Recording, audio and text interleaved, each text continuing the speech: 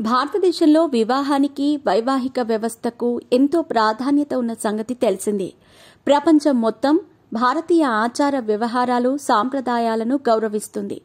అలాంటి భారతీయ వైవాహిక వ్యవస్థకు ప్రస్తుతం బీటలు వారే పరిస్థితి నెలకొంది. ప్రస్తుతం మన దేశంలో విడాకుల కల్చర్ పెరుగుతోంది. ఒకరిని చూసి మరొకరు డివోర్స్ తీసుకుంటున్నారు. మరి ముఖ్యంగా ఎంతో బాధ్యతగా ఉండాల్సిన సెలబ్రిటీలు ఒకరి తర్వాత మరొకరు విడాకులు తీసుకుంటున్నారు. కోలీవుడ్లో ధనుష్, ఐశ్వర్య, రజనీకాంత్ విడాకుల వ్యవహారం హాట్ టాపిక్ గా మారిన సంగతి తెలిసిందే.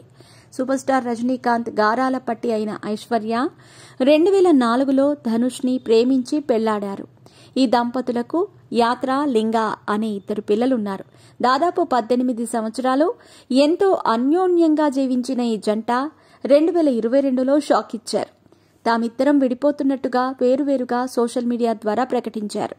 నాటి నుంచి ఇద్దరూ విడివిడిగానే ఉంటున్నారు.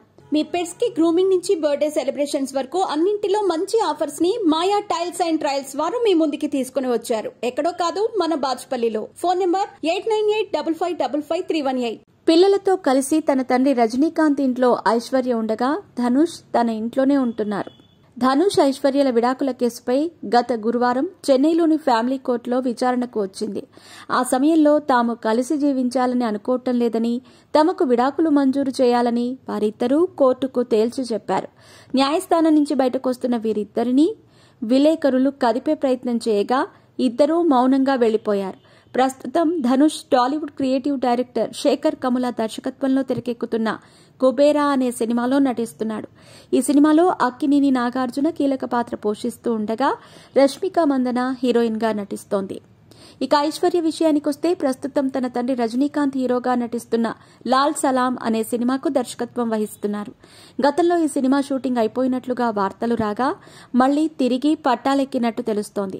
గతంలో తన భర్త ధనుష్ హీరోగా నటించిన 3 అనే సినిమాని డైరెక్ట్ చేసిన ఐశ్వర్య తనలోని ప్రతిభను చాటుకున్నారు.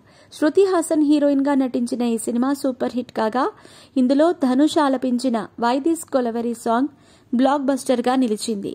ఈ సంగతి పక్కన పెడితే ధనుష్, ఐశ్వర్యల పిల్లలు యాత్ర, లింగల భవిష్యత్ ఏంటి, కోర్టు వారి బాధ్యతను ఎవరి చేతుల్లో పెడుతుంది అనేది కోలీవుడ్లో చర్చనీయాంశమైంది. ధనుష్, ఐశ్వర్యల మధ్య ఎన్ని గొడవలున్నా పిల్లల బాధ్యతను మాత్రం సక్రమంగా నిర్వర్తిస్తున్నారు. ఇద్దరూ కలిసే పబ్లిక్ ఈవెంట్స్ కి హాజరవుతున్నారు. ప్రస్తుతం తల్లి సంరక్షణలో ఉన్న తండ్రి ధనుష్ ని పిల్లలు వదిలిపెట్టారు.